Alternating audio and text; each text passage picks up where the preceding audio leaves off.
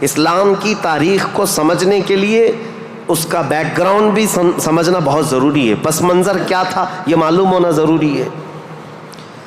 اب اسماعیل علیہ السلام کی اولاد میں عدنان ایک شخص پیدا ہوئے جو آل اسماعیل میں بہت ہی معزز انسان تھے۔ السلام علیکم ورحمۃ اللہ وبرکاتہ۔ پیارے ناظرین، ہم لوگ مسلمان ہیں، اللہ پر یقین رکھتے ہیں، رسول اللہ صلی اللہ علیہ وسلم پر ایمان لے کے آئے ہیں اور مذہب اسلام کی پیروی کرنے والے ہیں۔ اللہ رب العالمین نے قرآن کریم کے اندر مذہب اسلام کی تعریف فرمائی ہے کہ دین تو صرف ایک ہی ہے، وہ ہے اسلام۔ ٹھیک ہے، ان الدین عند اللہ الاسلام، یقیناً اللہ کے نزدیک دین اسلام ہی ہے۔ تو اسلام کب سے آیا، اس کی تاریخ کیا ہے، اسی تاریخ پر جناب حضرت مولانا مفتی سلمان اظہری صاحب نے بہت ہی شاندار بیان دیا ہے۔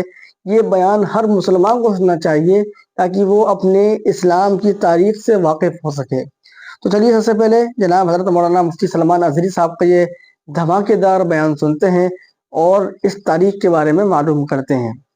ویڈیو کلپ آپ کے اسکرین پر۔ اسلام آدم علیہ السلام سے چلا، لیکن عرب کی سرزمین پر یہ دین ابراہیمی کے نام سے آیا۔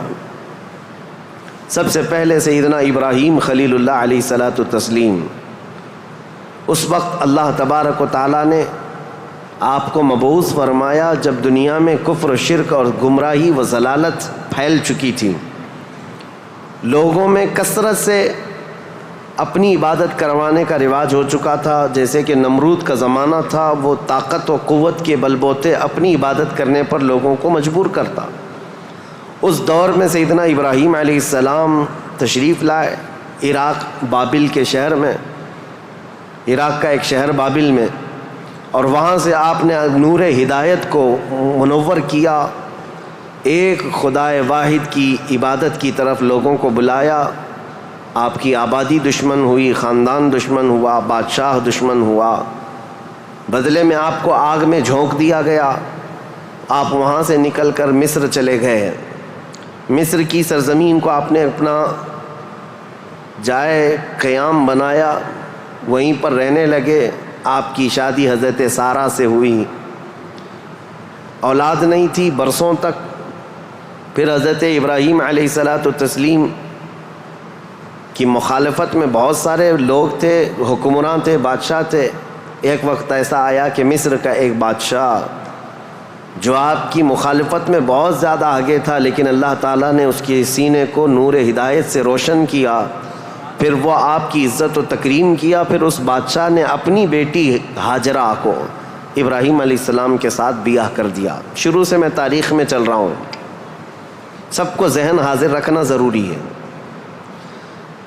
کہ حضرت ابراہیم علیہ السلام کو حضرت ہاجرہ دوسرے نکاح میں آئیں، یہ بادشاہ کی بیٹی تھیں، اور ہوا یہ کہ دو بیویاں ایک گھر میں رہیں، معاملات الگ ہو جاتے ہیں۔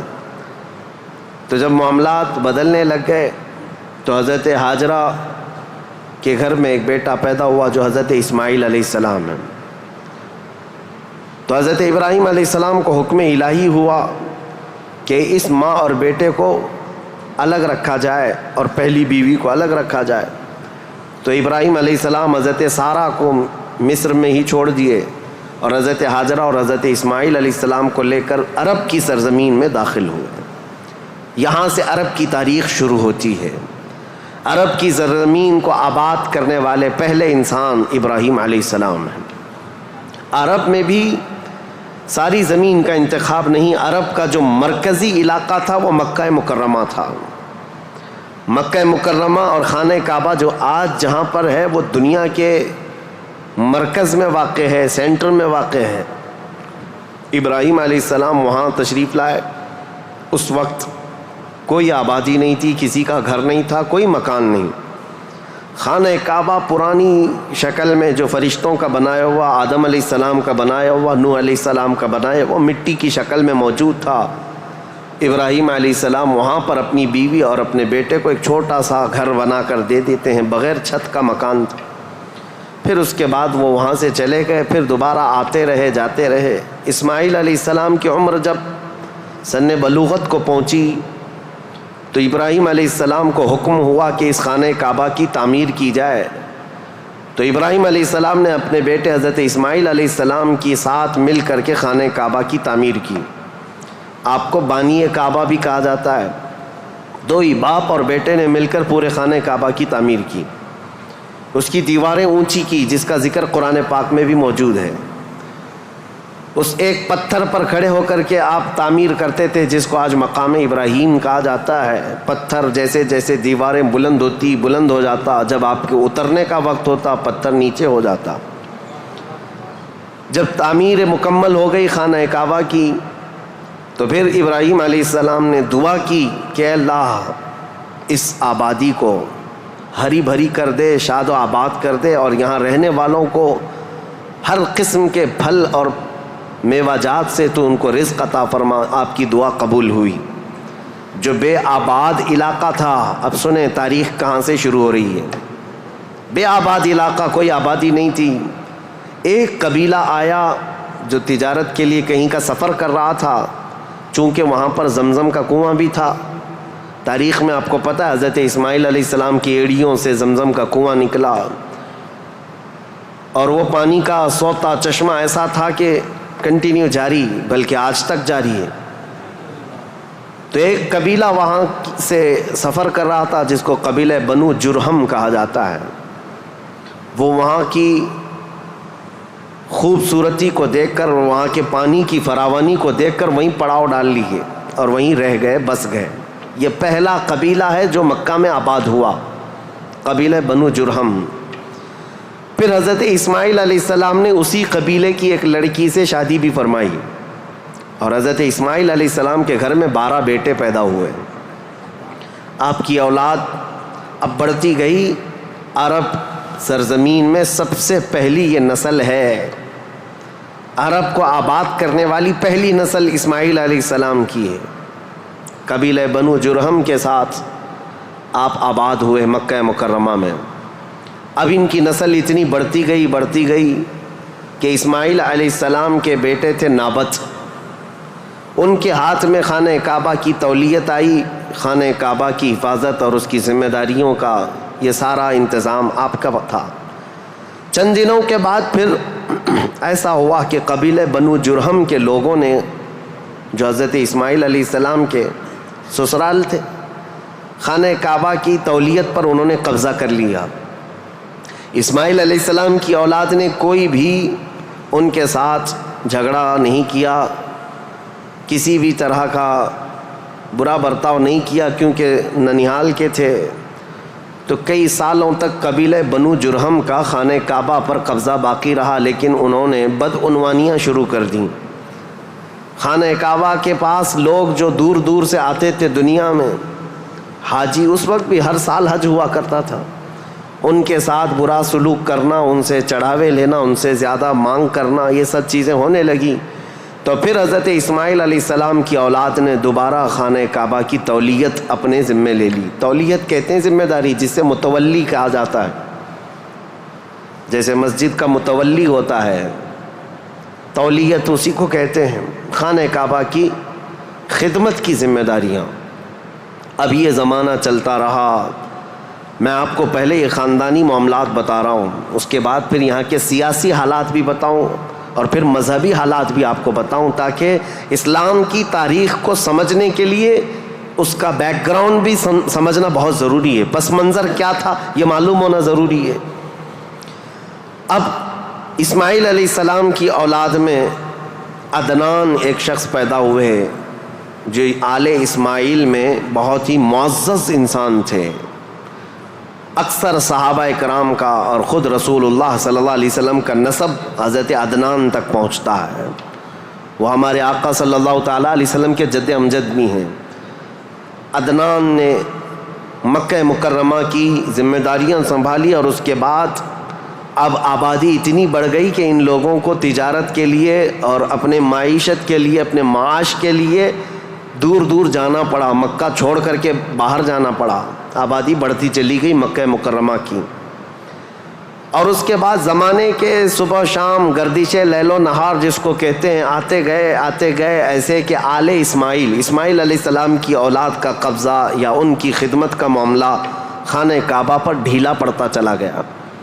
پھر کوئی دوسرا قبیلہ آیا بنو خزاعہ، انہوں نے خانہ کعبہ کی تولیت اپنے حصے میں لے لی. اب جو اصل تاریخ شروع ہوتی ہے وہ میں بتانا آ رہا ہوں. تو برسوں برس اسی طرح سے گزرتے گئے اور پھر ایک شخص پیدا ہوئے جن کا نام فہر تھا.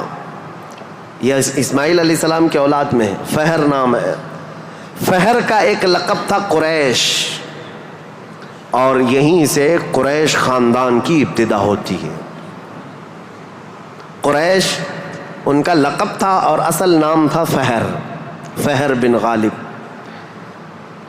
تو حضرت فہر جو رسول اللہ صلی اللہ علیہ وسلم کے پردادا ہوتے ہیں یہ پیدا ہوئے اور ان کی اولاد ہوئی.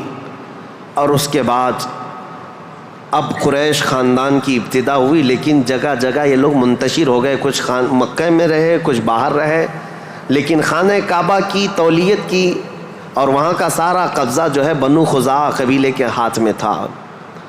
پھر زمانہ بدلتا ہوا یہاں تک پہنچا کہ اسماعیل علیہ السلام کی اولاد میں یعنی قریش خاندان میں ایک شخص پیدا ہوئے جن کا نام قصی تھا. یہ تاریخ کے بہت اہم آدمی ہیں، بہت اہم ترین شخصیت ہیں قصی. ساری سیاست عرب کی وہیں جا کر ختم ہوتی ہے. قصی ایک کلاب کے بیٹے تھے، لیکن ایسا ہوا کہ باپ کا انتقال جلدی ہو گیا. قصی جو ہے بنو عزرا قبیلے میں ہی پرورش پائے اپنے ننیال میں. جوان ہوئے تو آپ کو بتایا گیا کہ تمہارا خاندان تو اسماعیل علیہ السلام کا خاندان ہے اور خانہ کعبہ کے وہ ذمہ دار رہے ہیں، متولی رہے ہیں. تو وہ اپنے ننیال کو چھوڑ کر کے جب مکہ آئے تو قصی یہ جوان تھے، بھرے جوان تھے. آتے ساتھ ان کے اندر وہ ہنر تھا، پیشانی میں وہ چمک تھی کہ جو دیکھتا دیکھتا رہ جاتا. ظاہر سی بات ہے وہ چمک کسی اور کی نہیں تھی، وہ نور مصطفیٰ کی تھی. قصی نے آتے ساتھ ہی لوگوں کو اپنی طرف مائل کر لیا. لوگ جوق در جوق قصی کے گرویدہ ہو گئے. پھر قصی نے سارے قریش کو جو ادھر ادھر منتشر تھے سب کو مکہ میں جمع کر دیا اور بنو خزاعہ قبیلے کے ہاتھ میں جو خانہ کعبہ کی تولیت تھی اس کو حاصل کر لیا. اب دوبارہ حاصل کرنے کے بعد اب تک مکہ مکرمہ میں یا خانہ کعبہ کی خدمت اور حرم میں جو معاملات چلتے تھے وہ یوں ہی چلتے تھے. جو ذمہ دار ہے اس نے جو دیکھ لیا وہ کر لیا. لیکن قصی نے باضابطہ ڈپارٹمنٹ بنائے، شعبے بنائے. حکومت کا اسٹیبلشمنٹ جس کا طرح ہوتا ہے پورا انہوں نے بنایا. انہوں نے ذمہ داریاں بانٹیں.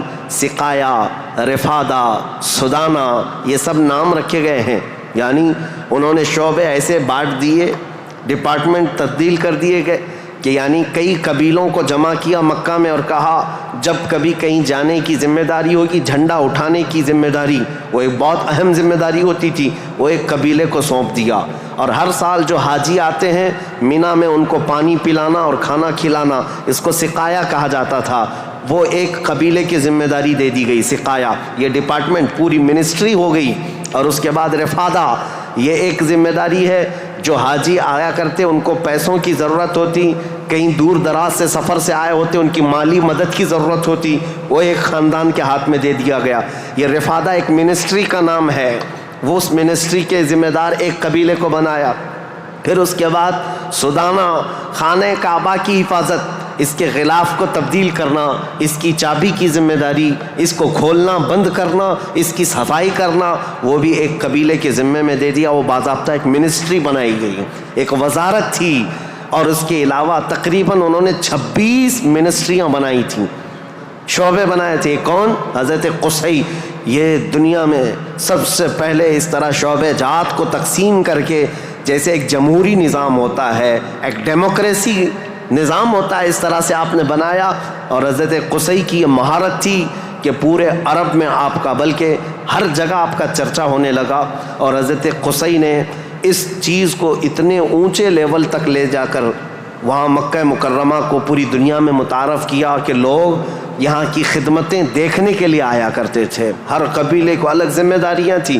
یہ تاریخ ہے. اس کے بعد قصی جلدی ہی انتقال کر گئے، حالانکہ ان کو زیادہ وقت نہیں ملا، ان کا زیادہ وقت نہیں تھا۔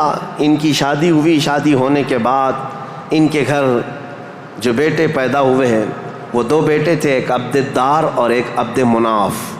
قصی نے اپنی ساری ذمہ داریاں، اپنی جانشینی عبد مناف کو دے دیا۔ عبد مناف یہ بہت ہی پاکیزہ اخلاق کے انسان تھے اور لوگوں میں بہت ہی معزز تھے، مکرم تھے۔ عبد مناف کے ذمے میں جو کام آئے تھے وہ جس طرح ان کے باپ قصی نے بانٹے تھے۔ اس کے بعد عبد مناف کے بیٹے پیدا ہوئے جو عرب قبیلوں میں نہیں، قریش خاندان میں سب سے افضل انسان سمجھے جاتے تھے، وہ حضرت ہاشم ہیں۔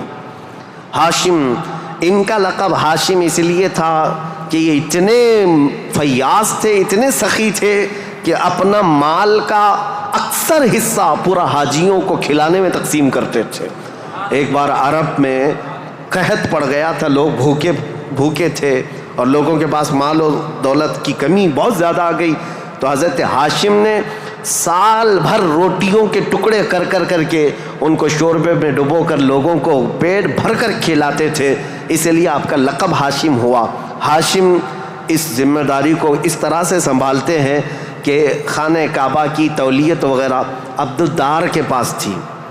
سقایہ رفادہ، جس کو میں ابھی نام دے کر کے جو منسٹریاں بتایا کہ یہ الگ الگ قبیلوں کے ذمے تھی، تو عبد الدار جو ایک ان کے پردادا کے ہی خاندان میں لوگ تھے، انہوں نے بدعنوانیاں شروع کی تھیں، ٹیکس لگایا، حاجیوں سے پیسہ لیا، یہ تمام چیزیں ہونے کی وجہ سے حضرت ہاشم نے وہ ذمہ داریاں بھی اپنے ہاتھ میں لے لیں۔ اب قریش خاندان میں حضرت ہاشم کے پاس جو ذمہ داریاں تھیں وہ یہ تھیں کہ آپ رفادہ یعنی حاجیوں کو مالی مدد دینے کے بھی آپ ہی ذمہ دار تھے، سقایہ مینا میں حاجیوں کو پانی پلانے کے ذمہ دار بھی آپ ہی تھے، اور سدانہ خانہ کعبہ کی چابی اور کلید بردار جو کہتے ہیں وہ بھی ذمہ داریاں آپ نے لے لی تھیں۔ اتنا ہی نہیں، ندوہ ایک وہاں کی ایسی بیٹھک کا نام ہے جو عدالت بھی ہے، پارلیمنٹ بھی ہے، مشورے کی جگہ ہے، جہاں سب کے فیصلے کیے جاتے تھے، وہ بھی حضرت ہاشم کے ذمے میں تھی۔ حضرت ہاشم، ان کا بھی معاملہ ایسا ہوا کہ انہوں نے شادی فرمائی اور ان کے ہاں ایک ہی بیٹا پیدا ہوا جن کا نام شیبہ تھا۔ حضرت ہاشم کے گھر ایک بیٹا پیدا ہوا شیبہ، اور اس کے بعد حضرت ہاشم کا انتقال ہو گیا۔ شیبہ بچپن میں ہی اپنے باپ سے محروم ہوئے، اور ان کے چچا تھے مطلب جن کا نام تھا، ہاشم کے بھائی، سگے بھائی تھے۔ مطلب نے یہ شیبہ کو گود لے لیا اور پرورش کی، اور اتنی اچھی پرورش کی کہ لوگ جو ہے شیبہ کو ان کے اصلی نام کی بجائے مطلب کا غلام یا مطلب کا بیٹا کہتے ہوئے عبد المطلب ہی کہنے لگ گئے۔ یہ عبد المطلب میرے آقا صلی اللہ تعالیٰ علیہ وسلم کے سگے دادا ہیں، عبد المطلب، ان کا اصل نام شیبہ ہے۔ اب یہ خانہ کعبہ کی تولیت کی ذمہ داری سب سے لمبے عرصے تک سنبھالنے والے یہی ہیں، کافی لمبا ٹائم ان کو ملا۔ عبد المطلب کے زمانے میں ہی وہ اصحاب فیل کا واقعہ پیش آیا جو ابرہہ بادشاہ خانہ کعبہ کو ڈھانے آیا تھا، یہ حضرت عبد المطلب کے زمانے میں پیش آیا۔ حضرت عبد المطلب کے بھی تقریباً کافی اولاد ہوئیں، بیٹے ہوئے 12 کے قریب ان کی بھی اولاد ہوئیں۔ آپ نے ایک منت مانی تھی کہ اگر میں اپنے سارے بچوں کو جوانی کے حالت میں دیکھ لوں تو ان میں سے ایک بیٹا اللہ کی راہ میں قربان کر دوں گا۔ جب سارے بچے آپ کے جوان ہو گئے تو حضرت عبد المطلب خانہ کعبہ کے پاس گئے، اور اس کے بعد آپ نے قرعہ اندازی کی اپنے بیٹوں کے نام نکال کر کے کہ کس بیٹے کا نام نکلے گا جس کو قربان کیا جائے۔ تو آپ نے جب قرعہ اندازی کی تو آپ کے چھوٹے بیٹے حضرت عبداللہ کا نام نکلا، قربانی کے لیے حضرت عبداللہ کا نام نکلا۔ حضرت عبد المطلب کے وہ سب سے زیادہ محبوب تھے، نور نظر تھے۔ آپ نے سارے لوگوں سے مخاطب ہو کر کے کہا کہ اس مسئلے کو کیسے حل کریں، تو سارے لوگوں نے کہا کہ اللہ رب العزت کے معاملات اللہ کے حوالے اس کو چھوڑ دو۔ پھر آپ نے خواب میں دیکھا کہ اس کا معاملہ ایسا ہے کہ اپنے اس نور نظر محبوب بیٹے کی قربانی کی بجائے ان کی جگہ 100 اونٹ قربان کر دیے جائیں، تو 100 اونٹ قربان ہوں گے لیکن آپ کے بیٹے کی قربانی بھی مان لی جائے گی۔ کہ آپ نے بیٹے کو بھی قربان کیا. آپ نے حضرت عبداللہ کی جگہ پر 100 اونٹ قربان کیے. اسی لیے تو میرے آقا صلی اللہ علیہ وسلم نے ایک حدیث میں فرمایا ہے انا ابن الذبیحین، اے لوگوں میں 2 ذبیحوں کا بیٹا ہوں. ایک ذبیح اسماعیل علیہ السلام ہے، دوسرے ذبیح میرے باپ عبداللہ ہیں. یہ رسول اللہ صلی اللہ علیہ وسلم نے فرمایا کہ اب یہ حضرت شیبہ حضرت عبد المطلب جو خانہ کعبہ کی تولیت کو سنبھالتے رہے، یہ تاریخ یہاں تک آئی. آل اسماعیل ہیں، یہ اسماعیل علیہ السلام کی اولاد. تاریخ کو میں نے شروع کیا تھا حضرت ابراہیم علیہ السلام سے، پھر اب حضرت عبد المطلب رضی اللہ تعالیٰ عنہ خانہ کعبہ کی تولیت سنبھالتے رہے، اور اس کے بعد اپنے سارے بیٹوں کی شادیاں کیں. ان میں اپنے چھوٹے بیٹے حضرت عبداللہ کی شادی آپ نے کہ ایک قبیلہ جو مدینہ طیبہ میں آباد تھا وہب بن عبد مناف کا، ان کی بیٹی حضرت آمنہ سے کی، جو سب سے معزز قبیلے کی خاتون تھیں، پاکیزہ تھیں، طیبہ تھیں، طاہرہ تھیں. رسول پاک صلی اللہ تعالیٰ علیہ وسلم کے والد ماجد عبداللہ نے حضرت آمنہ سے شادی کی. یہ شادی بھی بڑی مشہور شادی ہوئی، کیونکہ حضرت عبداللہ کو کئی عورتیں دیکھتی تھیں اور شادی کی خواہش رکھتی تھیں. مکہ میں کئی لوگوں نے پیغامات دیے تھے، اور اس کے بعد جب حضرت آمنہ سے انہوں نے شادی کی تو ایک خاتون ہے جو حضرت عبداللہ کی شادی کے لیے بہت کوشش میں لگی تھی. انہوں نے حضرت عبداللہ کو دیکھا اور اس کے بعد کہا شادی کے بعد تمہاری پیشانی پر کوئی چیز چمکتی تھی وہ اب نظر نہیں آتی ہے، پہلے میں دیکھا کرتی تھی، جس پر میں گرویدہ تھی میرے عزیزوں وہ چمک اور وہ نور کوئی اور نہیں، میرے مصطفیٰ کا نور نبوت تھا جو آدم علیہ السلام سے چلتا ہوا آیا ہے اور ان کے باپ حضرت عبداللہ تک آیا. پھر حضرت عبداللہ حضرت آمنہ سے نکاح کر کے رہ رہے تھے، اور تجارت کی غرض سے آپ حضرت عبداللہ ملک شام کی طرف جا رہے تھے. درمیان میں جو یثرب علاقہ تھا، آج کا وہ مدینۃ المنورہ ہے، وہاں حضرت عبداللہ کو کچھ بیماریاں ایسی لگ گئیں، کیونکہ یثرب جو علاقہ ہے اس کو پہلے بیماریوں کا گڑھ کہا جاتا تھا، وہاں جو جاتا بیمار ہو جاتا تھا. اس وقت انہوں نے وہاں کا سفر کیا تھا اور بیماریاں لگ گئی، اور آنے سے پہلے آپ کا انتقال ہو گیا، عبداللہ کا انتقال ہو گیا حضرت عبداللہ کا. اور پھر چند ماہ گزرے تھے، 6 مہینے کے بعد پورے عالم میں جو ایک عجیب کیفیت طاری تھی. عرب کی یہ تاریخ میں آپ کو بتا رہا ہوں کہ یہاں پر اب حالات کیا تھے.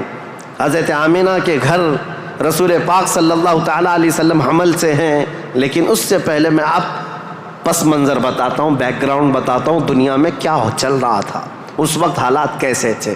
اس کو میں ڈیوائیڈ کر کے اگر بتاؤں، سیاسی حالات اور مذہبی حالات. سیاسی حالات میں یعنی پالیٹکس کے اعتبار سے دیکھا جائے تو حکومت اور تسلط، قبضہ زیادہ کس کا تھا؟ اس دور میں سب سے بڑی 2 حکومتیں تھیں، ایک پرشین امپائر اور ایک رومن امپائر. روم کی حکومت اور فارس کی حکومت، ان دونوں کا بہت بڑا اثر و رسوخ تھا. پوری دنیا کی بات کر رہا ہوں، یہ سپر پاور طاقتیں تھیں. عرب میں بعض لوگ پرشین امپائر کے انڈر میں کام کرتے تھے، بعض لوگ رومن امپائر کے انڈر میں کام کرتے تھے. مذہب کے اعتبار سے ہم بعد میں بات کرتے ہیں. اب یہ حالات تھے کہ حکومت اور تسلط، قبضہ، سیاسی اثر و رسوخ سب سے زیادہ یہ 2 حکومتوں کا تھا، جس کی وجہ سے آئے دن نئی نئی جنگیں ہوتی تھیں. رومن امپائر یہ چاہتی تھی کہ دنیا پورا قبضہ کر لیں، پرشین امپائر یہ چاہتے تھے کہ پوری دنیا ہم قبضہ کر لیں. اس آڑ میں 2 سپر پاور کے ٹکراؤ میں پوری دنیا میں جنگیں روز روز چلتی رہتی تھیں. یہ حالات تھے سیاسی. عرب لوگوں کی خود کی کوئی حکومت نہیں تھی، ان کی خود کی کوئی حکومت نہیں تھی، لیکن وہی مکہ مکرمہ سے جو ان کے خاندانی حالات کی سرداری چلتی تھی بس. لیکن دنیاوی حکومت کے اعتبار سے یہ لوگ پرشین امپائر کے انڈر میں کام کرتے تھے یا پھر رومن امپائر کے انڈر میں کام کرتے تھے. یہ 2 طرح کی حکومتیں چل رہی تھیں. اب مذہبی حالات کے اعتبار سے دیکھا جائے تو میں 4 حصوں میں تقسیم کرتا ہوں پوری دنیا کو. دیکھا آپ لوگوں نے کہ جناب حضرت مولانا مفتی سلمان اظہری صاحب نے مذہب اسلام کی کتنی شاندار اور زبردست تاریخ بتائی ہے. یہ دین جس کی ہم پیروی کرتے ہیں کسی انسانوں کو بنایا ہوا نہیں ہے، بلکہ اس کی تعریف خود رب کریم نے قرآن پاک کے اندر فرمائی ہے. یہ شروع سے ہی ہے اور ہمیں اس کی پیروی کرنا ضروری ہے. اللہ رب العالمین ہم سب کو اس پہ قائم و دائم رکھے. آپ اس کلپ کو شیئر کریں تاکہ اور لوگ بھی اپنی مذہب اسلام کی تاریخ کو جان سکیں۔